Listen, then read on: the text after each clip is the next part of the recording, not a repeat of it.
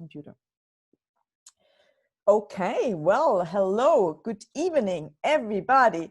Ajele, Audrey, Sean, and whoever is going to join us tonight. We're just getting started with the training here on communication skills, building rapport. Really, because this is important, because we got to get instant trust, belief, influence, and rapport. And there are certainly ways how to do that, because in our industry, or in order to really be able to go out there, talk about our opportunity, talk about our products, talk about our services, we have to eventually become great communicators. So it's not enough just to be extremely excited. Now, I'm an excited person, and I know I have a yellow there. She's a super excited person all the time, but eventually you got to learn some skills. So skills are very, very important. And when we just look at, of course, building rapport, the difference between, let's say, a top influencer and an unemployed bank teller, well, what is that? It's rapport. So let's say, I give you an example, salesman one gives you a perfect presentation to, of course, the Mr. Perfect prospect, but doesn't make a sale. Well, salesman two starts with, let's say, 3-8 seconds building of rapport, and really directed, as we learned in our prior meetings, to the subconscious mind. And of course, salesman two can actually not do wrong, because he's building that rapport. So salesman two then always does make the sale, even if he's incompetent and his prospect has to sell himself, actually, even that. So professionals know that the sale is made before the presentation even begins. We have now, I believe, in this training series, or by this training series, understood that this is the case. Professionals know that the sales is made before the presentation even begins.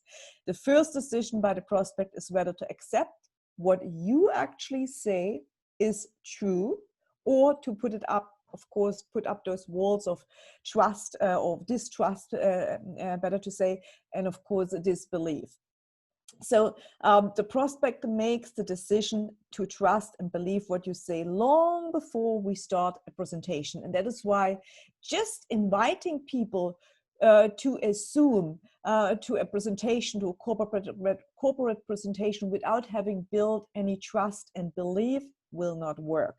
They will have their walls up of protection, and they will only think all day time long, even if they attend the presentation, they're going to sell me, they're going to sell me, they're going to sell me. And they will just, in their mind is, how can I say no? How can I say no? Because this is just the way it is. So, but what if my opening statements, of course, is like, let's say if I would say, well, Sean, trust me, I'm from the tax authorities in the UK and I'm here to help you. What are you going to think? I'm going to think, wow, really? You're not going to trust me, right? Not too good to be true. Yeah. Now, I heard one of my friends actually saying one day, he said, he's a trainer and he's a coach, and he said he speaks often in, he's American, of course. In fact, it's Randy Gage. He says he speaks often in trainings in Russia. And what if he would start his, and I know we have some Americans here on the call, so apologize for that, so it's not to be critical, but what if Randy Gage would start his speech with the opening statement, trust me, I'm American. Well, of course they don't trust, right? So the point I'm making is, you know, what do these people make instant? They instantly make up their mind not to trust, so they put up their walls. Or you got to think it this way: you meet a sleazy, let's say, fast-talking used car salesman. Instead, of course, instantly, what's happening? Your guard goes up. You're afraid to trust and believe whatever that salesman is actually doing or selling to you. So it's actually over. You don't. He doesn't need to go further. So even if the sleazy salesman offered you the greatest car bargain in the history of mankind, as I said with this Mercedes the other day, you wouldn't trust or believe the deal. The answer would be no. So you would be thinking it's too good to be true. So what's the catch? I can't trust the salesman.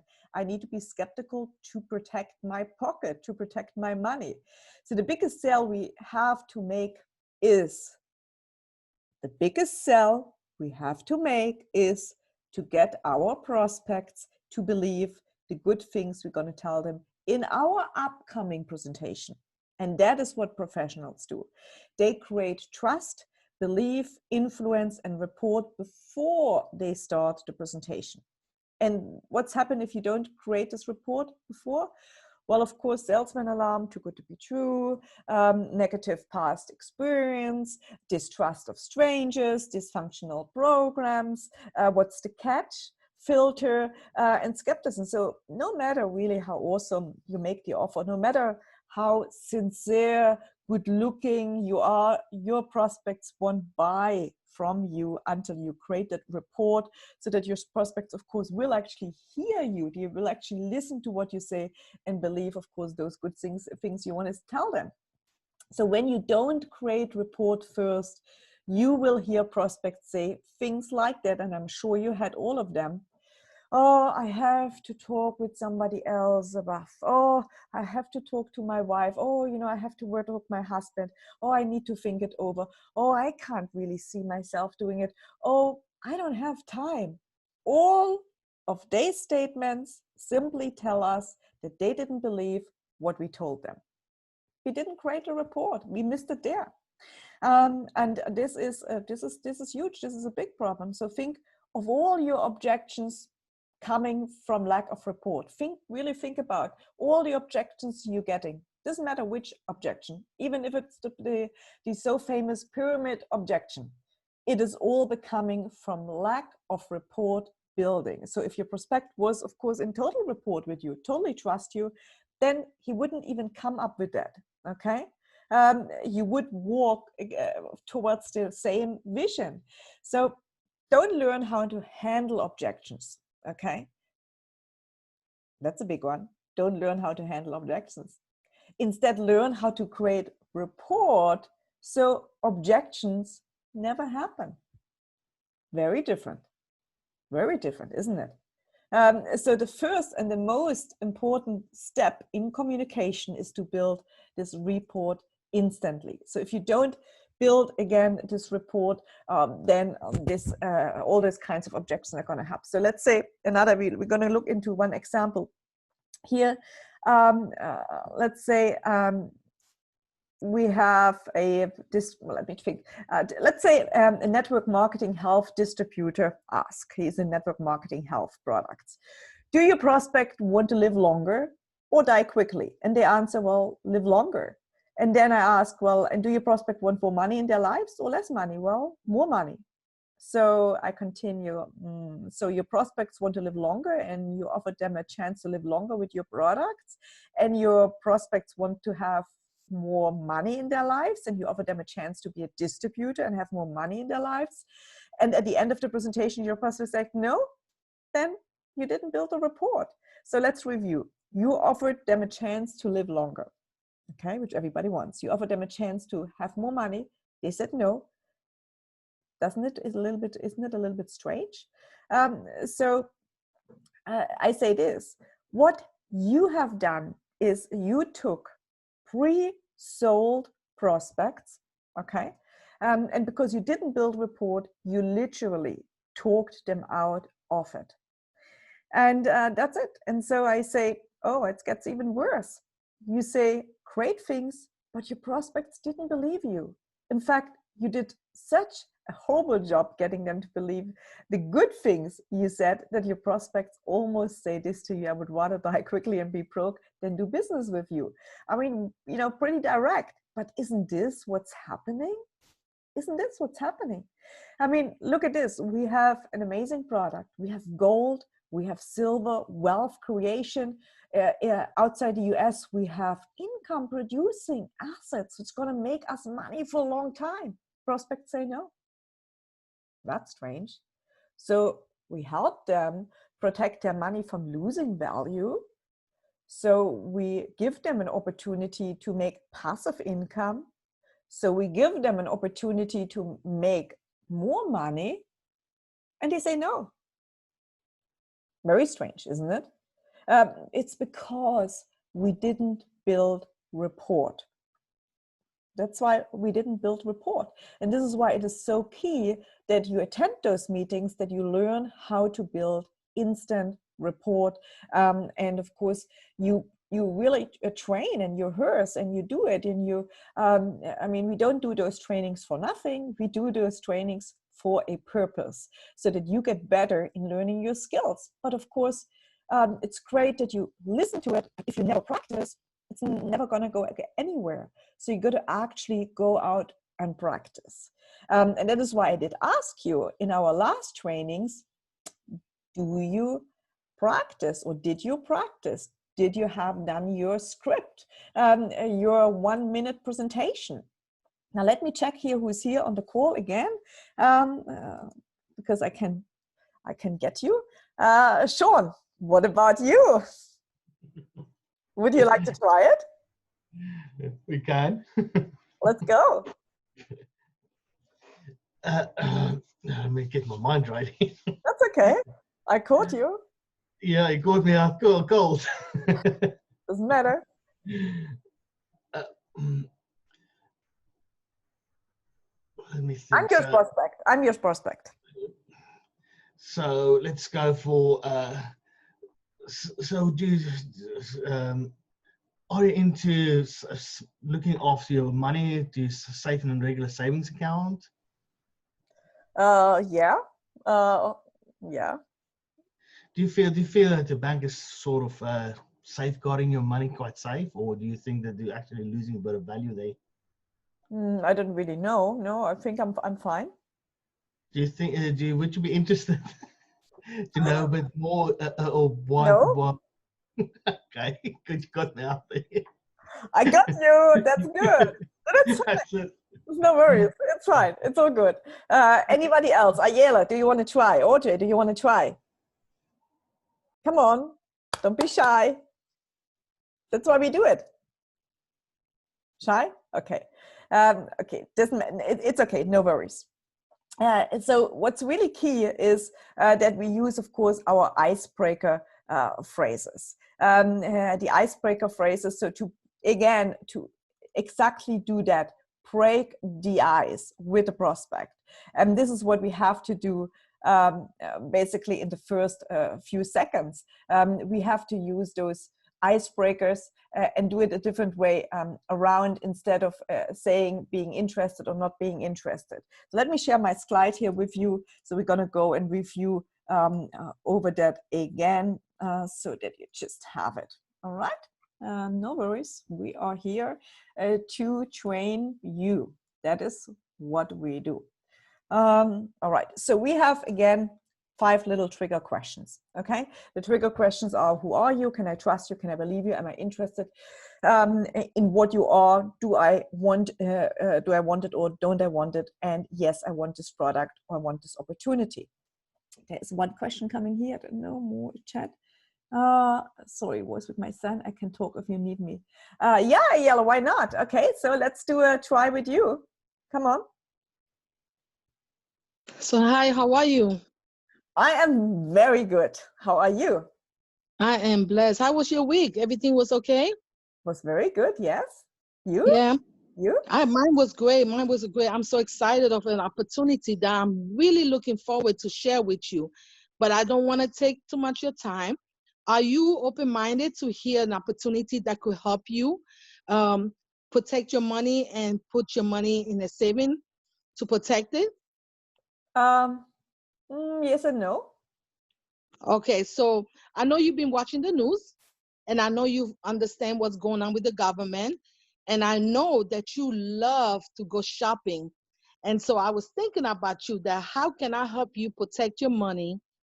So would you like me to give you more information? No.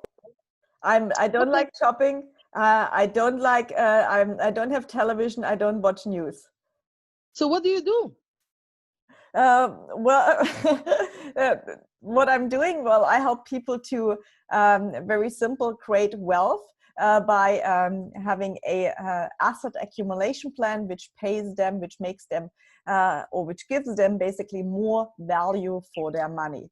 And that's what I do. Oh, that sounds good. I would love for you to share with me more information.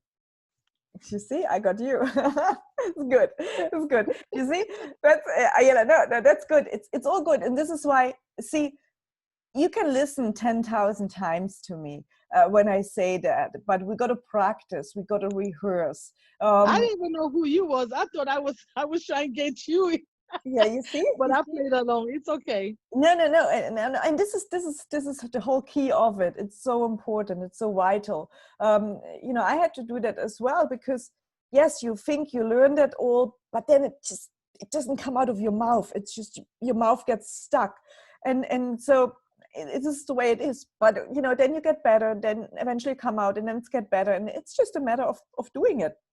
That's as easy as it gets. All right, so let's get here with my further then. I thank you for actually you know being there, and then Ayala and having the courage, which this is a really good. So let's go ahead. So the trigger questions we have gone through here. Now let's go into the nuts and bolts again. Who are you? We have learned, of course, we cannot change who I am. I am who I am in the first 10 seconds. I cannot change me, meaning like I cannot make you believe on the scale of 1 to 10 that I'm a 6 or a 7. I'm not an influencer. I'm not a superstar or famous that has instantly built rapport because you believe, trust him or like him. So that's why the trigger question number 1, who are you? What a prospect is actually asking. A prospect has those questions in their head. They don't say them, but they have them in their head. Who are you? So since I cannot change who are you in the first 10 seconds that I'm building rapport, I skip that. Okay, so but what I can influence in the prospect's mind, it's all about building the rapport. What we want to get is we want to influence in a positive way, of course, influence or trigger the prospect mind that the prospect is actually instantly believing us, trusting us. This is what when we only have a few seconds for that. So this is all our objective that the prospect is going to trust what we say and therefore open to listen to what we say. That's where we want to get to, because only then is he open to listen to a presentation. Yes.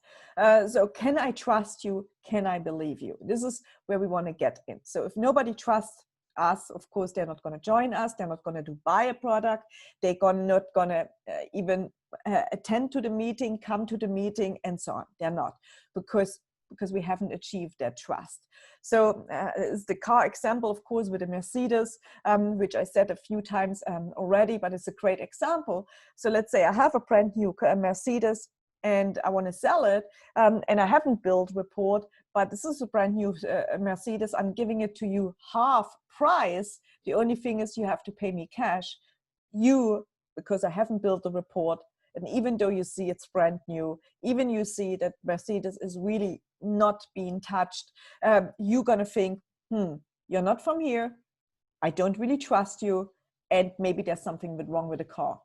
So even you have the one in a lifetime chance to get a Mercedes half price, you're not going to do it. You're not going to buy it because I haven't built the rapport. And that is unfortunately the reality.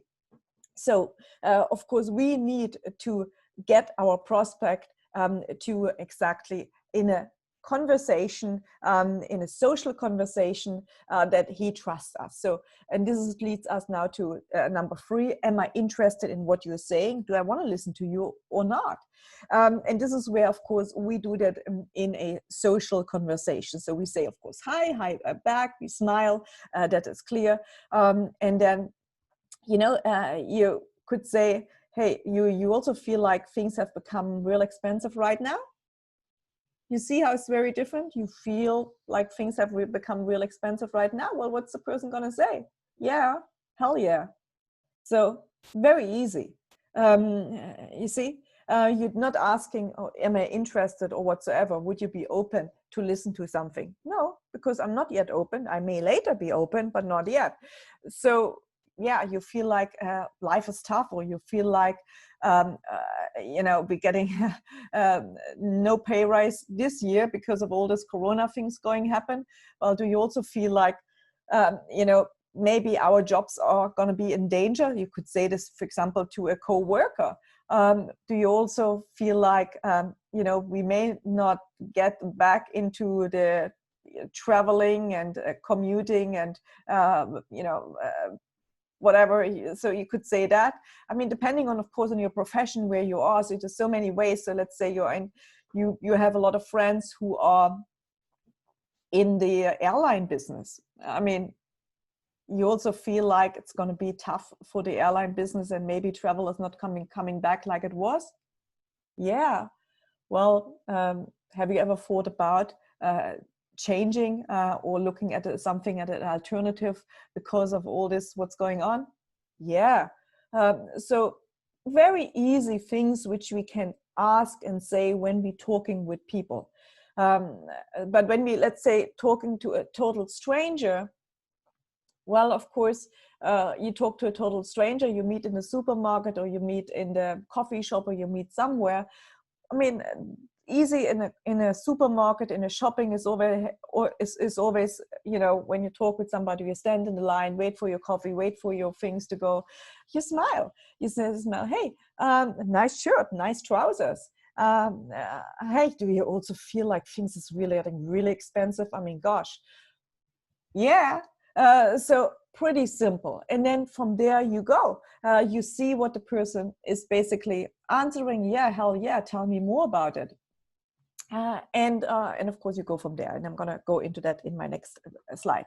So because people, what they always want to say or respond is negative. So they want to say, yeah, hell yeah, I mean, this is really tough. Like I have 4 children and I need to feed them. And boy, I mean, things are really expensive. Look at this. I have so much in my shopping basket and look at what I'm paying for it. For example, I mean, whatever they tell you, they will tell you things which is negative. Oh yeah, well, with this coronavirus, I mean, I'm really scared. I don't really know. I mean, boy.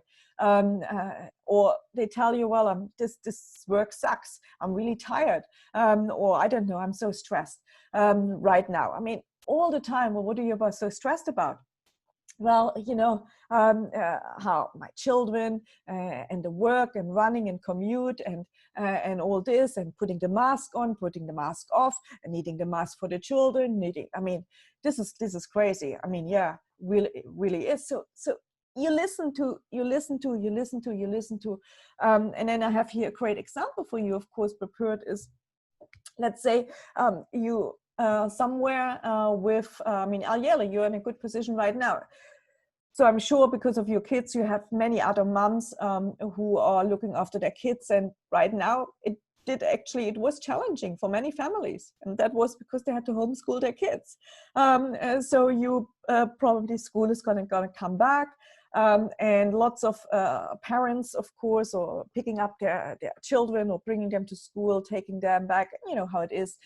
You always talk to people there. And so very simple. You can do a smile. Hey, how are you? What have you been doing? Was quite tough, huh? This whole coronavirus going through, homeschooling our kids. Yeah, tell me about it. I mean, and for example, you could have somebody saying, well, I never see my children because, boy, I have to put them in daycare, then I have to go to work. This coronavirus, at least gave me a little bit of a chance to see them more. But hey, it's still, it's like, I have to go to work. And so you could say, well, kind of difficult not seeing the kids because they're always in daycare and you have to go to work, right? And they say, yeah, absolutely. So basically they see, wow, you really listen to them. Understand they will be, of course, super happy because you did listen to them. So they're thinking, wow, this is amazing. I can actually, she's on the same level like me. She thinks like me. I can trust her. So it's not about what we have, nor what we offer. It's all about the problems and the solution we give. So when they state a problem, we return that problem.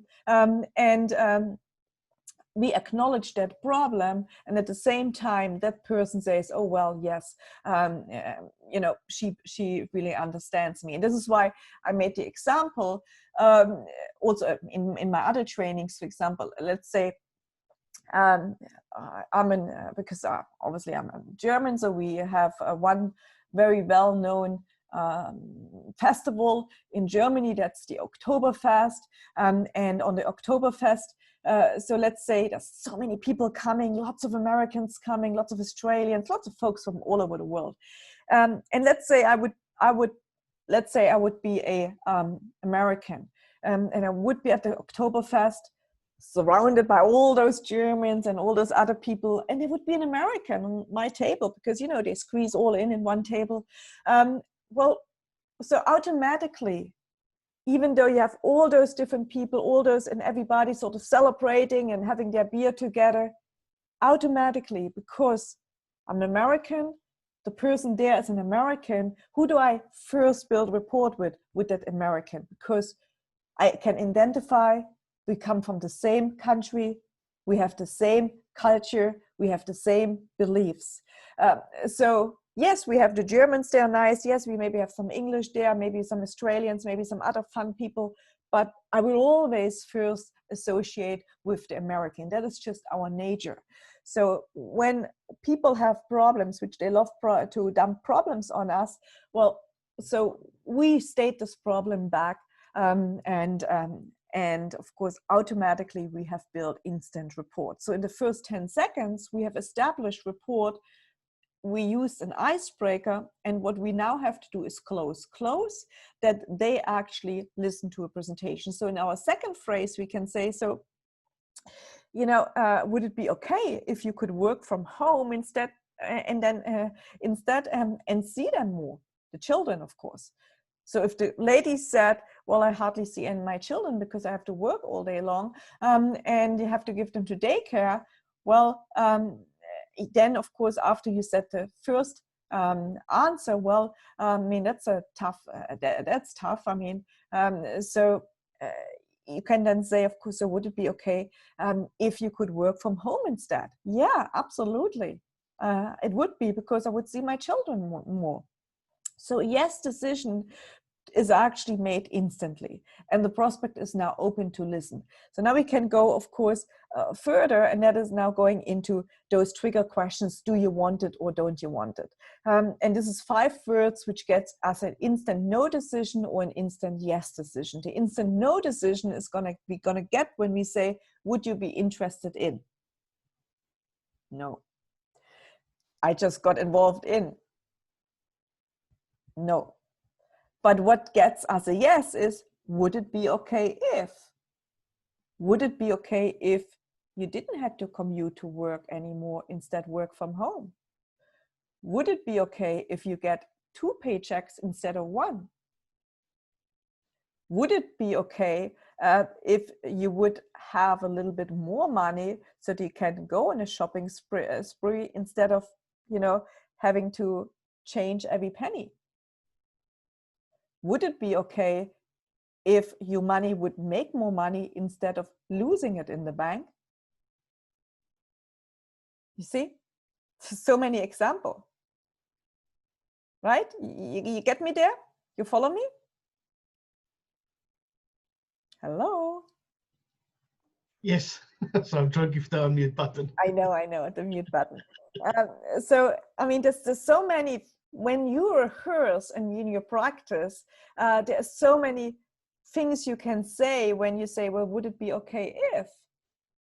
Would it be okay if you didn't have to go into the metro to drive into London every day, instead of working from home and making more money than you make in the city in London? Yeah, hell yeah. Would it be okay if you didn't have to go to work tomorrow? Yeah, and instead, you know, working from home and making more money than you make there. I mean, so many ways. Would it be okay? Would it be okay if? So it's just endless of ways. You just have to remember and rehearse a few, and then you will learn more and more and more. So would it be okay if, example, feel underpaid with your job? Well, yeah. Would it be okay if you give yourself a pay rise anytime you want it? Absolutely, yes. Who would say no? Yes. Or another example, find things getting really expensive right now? Yeah. Would it be okay to make an extra $800 before summer? Yeah. Instant report. You can do that in the supermarket. In the supermarket, standing in the line, you can practice this. I mean, this is actually a challenge. You should do that. Ayala, you have to shop, definitely. And Audrey or Sean, I mean, you got to shop for things. Just do that. Just really, this week, goal, just go into the supermarket, go into the store, and just say, like, just basically the person who stands there and you smile, hey, find things getting expensive nowadays? And they will answer, yes, absolutely. Well, would it be okay, to earn an extra $800 before summer, an extra $200, an extra $500, an extra whatever? So just see how the reaction is, because this is how you rehearse, and this is how you get better. Or to your co-worker, you could say, hate this job as much as I do? Yeah, hell yeah. Well, would it be okay if we had a cup of coffee with Sean and he could give us an escape plan? Would it be okay we could have a cup of coffee with Dr. Blue and he could give us an escape plan? Would it be okay? Yeah. So if we change the words, the results change instantly. All we need to get, of course, in less than 10 seconds, our prospect interested and close them rejection free. So I made these examples as well in a prior training, but I'm going to, again, because it's just perfect. I mean, really perfect. In a hotel, you have just so many opportunities because you can talk to the bellboy, you can talk to the security guy, you can talk to the guy on the lift, you can talk to the receptionist, you can talk to the maid, you can talk to the person in the bar. I mean, you can talk to the guest. There's so many opportunities as examples, of course, to exactly build this report. So security guard, hey, stand on your feet all day. What do you think he's going to say? Yeah, hell yeah, 12 hours or whatever. Well, would it be okay if you had your own part-time business so that you could cut on those hours standing on your feet? Yeah, absolutely. There you go. You already have now there a yes decision to wanting to know more how they can cut back in their time and stand less hours on their feet. Simple. Reception staff. Hey, work in evenings? Yeah, and weekends too. You can do that in any restaurants. Hey, work in evenings? You can do that when you go in the drive-in. In America, of course, you go do lots of drives. And in the drive-in, you can say, hey, work on evenings. Hell yeah. We work weekends too. Oh, would it be okay if you could set your own hours so you can work whenever you wanted? Yeah, tell me more. So very simple. I mean, literally drive-in in America, they get minimum wage, I believe, not a lot of pay. And a lot of them are actually educated. They're even coming from college, but they need to pay their college fees. Well, now you can just basically talk to them. Very simple. Very, very simple. Hey, work evenings. I mean, a simple question, trigger question will actually build instant report. Hey, work evenings. Yeah, and weekends too, because this is automatically what's coming. I mean, I remember when I worked in the restaurant, it was the same deal. Yeah. Hey, finish late? Yeah. Absolutely. Sometimes at 8 o'clock in the morning. Wow. Would it be okay if you could set your own hours so you could go to work when you wanted? Absolutely, yes. So, or the maid. I mean, not only a maid, a person is a servant or a air hostess, or I mean, any person serving Walmart, wherever you go. Hey, feel overpaid? What do you think? They're going to go look at you? No, absolutely not. Would it be okay if you got paid what you're actually worth? Yeah, because what they're thinking is, I'm not getting paid what I'm worth. I'm working so many hours. That's what I thought when I got into this industry. When I got into this industry, I worked in my day job, 8 o'clock to 4 or 9 to 5. And I worked very hard, didn't take a break. I mean, literally nothing. And it was hard work. Yet there were people making so much money. I was a manager, had a salary, but yet the distributors, because I worked for a network marketing company for corporate, they were making more money in a month than I was making my whole year with 2 jobs. So what did I thought? I thought, I'm not getting paid what I'm worth. Definitely not. So I was frustrated. But unfortunately, nobody ever approached me with a business opportunity. Well, build it, actually. No, it's not true. You see, build it approached me with the business opportunity. That's why I'm here, because I took this chance, because I didn't want to stay anymore in that rat race. So actually he did, that's true. Another one is on the hotel bar. Hey, like being social, huh? Yeah. Well, would it be okay if you got paid for going to parties? Yeah. How do I do that? Tell me more. Well, that's easy. And what do I mean by would it be okay to go to parties, to do parties? Well, or what I mean by that is, if he likes to hang out in bars, if he likes to work in a social environment, he meets so many new people who could make with some extra money, who could make with some more free time, who could make with an extra paycheck, who could make with a inheritance of that for the children's children. So, meaning by would it be okay if I got paid to go to parties is you making all those prospects, which you then can show a opportunity, which then, of course, they can decide or not, of course, to do this opportunity, but that means you're going to get paid, because if you make those contacts in your social environment, even if you work as a bartender, well, this is going to pay you an extra salary, an extra income. And when people then say yes, it's pretty simple. You say, look, I can give you a long presentation or a short presentation. Which one do you prefer? Of course, they're going to say a short presentation. Great. Well, when can you set aside a whole 1 minute so I can show you the opportunity? Well, now. Great. And then you give the 1 minute presentation. And this is where, of course, they want this more information. This is where they're going to then say yes or no to the opportunity.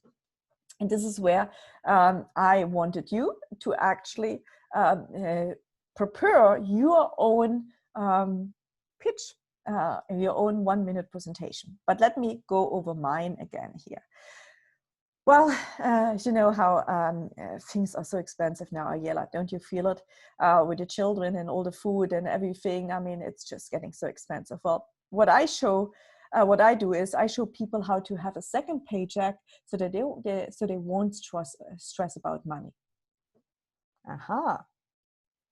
Okay, that sounds interesting. What I show people, or what I do is I show people how to have a second paycheck so they won't stress about money. Very simple. If you want to earn an extra $500 a month or $1,000, whatever you want to say, just don't make too high of a number because they don't believe it. Let's say if you want to make an extra $500, you know, you need to do 3 things. Number 1, you know how when we find something we like, we want to tell everybody about it. Well, just don't change. Continue to recommend and promote the same things you like, such as your favorite restaurant, your favorite movie, etc., etc. Number 2, look, we show people how to save and accumulate in real assets, such as gold and silver, so that over time you have more money in your pocket instead of losing by holding onto your dollar, which is buying less and less over time. Number 3, all you need to do is help free people to also save and accumulate gold and silver so that they can have more money in their pockets too. Now, we don't have to find all those free people right away. You can do it in a month or a year or even in 10 years. How fast is how fast or how slow, it's totally entirely up to you. Now, there may be a problem. Most people who are especially new to this business may not know how to find those free people or what to teach them once, of course, they find them. That's really where we have an education system in place that everybody, step by step, can learn exactly what they need to do and how to do it. Just like when we learn to talk, when you learned how to walk and to read, well, we can learn how to make this extra $500 a month. That's all. And the rest is up to you. So what do you like to know next, Ayala? And maybe Ayala says, is $500 the limit, or can I earn more? No, you can earn more than $500. What would you like to know next? Well, sounds good. No more questions. Okay, and now I'm closing. So Ayala, what's going to be easier for you? To carry on with your life like it is, okay? Or to do something, to carry on with the life it is, to get, or you can start with making some money, or $500 or $1,000, whatever you said, as soon as possible. What would you prefer? Keep things going how they are, or start making this $500 extra? Of course, they're going to say, well, I want to do this $500 extra. Well, why don't we do this? Why don't we sit down and I'm going to go over with you and we get you started? Great. Or, well, why don't we do this? Let's find time to sit down with Dr. Blue, which is a great friend of me. He has been doing it so much longer than me and has more experience. And I want you to meet him. You could do that. If you don't feel that you can actually sign him in yet, or on the spot, or sit down with him, you can just do a third party. That's fine too. Another example. Look, if you want to earn an extra 1,000 euro or dollars, you need to do those 3 things. Number 1, don't change, be yourself. Continue to recommend, the same things, such as your favorite music, your favorite movie, etc., etc. Number 2, I'm going to do good business. What it means is we show people how to turn waste plastic into usable energy, help the environment, and make money by getting paid from the income produced from the recycling. Number 3, all you have to do is help 3 people a month to start on a monthly asset accumulation plan to turn waste plastic into energy so they can start making money immediately. Now, you don't have to find all those 3 people right away. Pace yourself. You can do it in a month, you can do it in a year, you can even do it in 10 years. How fast or slow is totally or entirely up to you. Now, there may be a problem. Most people, when they first get started in our business, don't know how to find those 3 people or what to say to them. This is why we have an education system that shows you exactly how to do this business step by step. Just like we learn to walk, learn to talk, learn to read a book, we can learn to do this business. And that's it. The rest is up to you. So what's going to be easier for you, to continue struggling with one paycheck, or to start learning a system for your new business so that you never have to show to work up again? Let's say this would be fitting to a person who is fed up with his job, who is tired of his job, okay? So learning a system that you never have to show up to work again. Or this lady who did actually, never see the children because they're always, she's always busy at work. So this is perfect fit, this closing at the end. Or to start learning a system for your new business so that you never have to show up to work again. Okay, another example I have. Okay, another example. So I built a report, did all those things, etc., etc. So talked with the person. The person is fed up with stuff, things, whatever. Told me the problems, agreed to the problems. Well, and then I said, well, what I do is I'm in a wealth creation business. I'm in a wealth building business. Well, what this means is we show people to have their money working hard for them instead of working hard for money, by giving you exclusive access to the same wealth building vehicles usually only reserved for the super rich, such as earnings from income in oil fields, gold mines, and much more. So all what you have to do is, and of course I'm already at number 3, all what you have to do is share this, help 3 people a month, and get access to this wealth building business so that they can start making money as well immediately. Now, you don't have to find all those 3 people right away. Pace yourself. You can take a month, a year, or even 10 years. How fast or slow is totally up to you. Okay. Now, there may be a problem. Most people, when they first get started in our business, don't know how to find those 3 people and even what to say to them. And that is why we have an education system that shows us exactly how to do this business step by step. So just like we learned how to walk, talk, read a book, we can learn how to do this business. And the rest is up to you. So what's going to be easier, to continue struggling with one paycheck, or to start learning a business so that you never have to show up to work again? You see how this repeats and repeats and repeats the same? Eventually you can say it by memory. So you just have to do a few of your own, using always this guideline, always like this: number 1, number 2, number 3, but creating, of course, your own, or copying mine is totally fine, whatever. I mean, if you're in the US, you would use more the gold. If you are in Europe, you use more this one here, but it's simple. You can learn that eventually. It's just coming up. But if you never rehearse, if you're never out there trying and testing, you never can get better at this. Eventually it will be just second nature. It is the way it is. So closing, getting a decision, that actually happened a long time ago. Now we want to know what they want to do next. And here are the most common responses, of course, we could expect. Okay, let's start. Sounds good. Can I use a credit card? I want to join, but I don't get paid until Friday. Can I join? I need to think it over. Well, we know where this leads, right? Or we know where they are at. Nothing good ever happens to me. I'm a full-time loser. Of course, this is exaggerated. I know I will mess up. Let me save myself from embarrassment. So you see, okay, let's get started. That's positive. Sounds good. Can I use credit card? Positive. I want to join, but I don't get paid until Friday. Okay. And then the others is just a no. Pretty simple. Those are the most common responses we get. Okay. So at the end of our 1-minute presentation, we simply wait. Our prospect can volunteer or not. Forcing people to join, like in the old days, is only a short-term solution. So what will happen at the end of our 2-minute or 1-minute story? And here are the 3 most common reactions.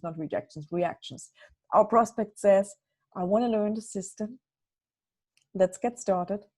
And we enroll our prospect in the system, schedule a training, time to learn the system, make some appointments, and that's easy. Or our prospect says, no, that's not for me. Respect our prospect choices. As simple as that. We don't need everyone to join our business. We need a few good people. The person who says no today does not have to be the one of the few good people we need. As simple as that. Our prospect says, this sounds good, but I need to know more. This response is also very common. Most people have a program in their minds from their parents or grandparents that says, don't make a decision to move forward until you have more facts. So that is also possible. So with that, I'm going to end the training. Of course, talked a lot, but that is basically the word of the night, we would say. It's late here. So this was my training here. For you guys, did you find any value of that? It was great value. Thanks, Claudia. I definitely need to sit down and write a couple of those out for myself and start practicing in the mirror first, and then find myself some guinea pigs. That's it. There's so many people on planet Earth. How many are we? 8 billion now. And so a lot of people we are right now, and it's just that. So you gotta correct, as you said, guinea pigs. Okay, we don't want to discriminate, but yes, we have to go out with the mindset. All I'm going to do is I'm going to practice. I'm going to practice. I'm going to practice. I'm going to rehearse. And so, hey, if in our practicing and rehearsing, a person says yes, this is great, isn't it? If more people say yes, that's great. But if we think and we go out and this prospect needs a job, I need to, no, don't. There's so many people on planet Earth, so many people this opportunity can be for them, but I got to also get my skills in order. So don't worry, don't even bother, don't care, meaning in caring of, don't care about, you care about people, but don't care about objection, rejection. You don't. You are just simply rehearsing, you getting better, you improving your skill.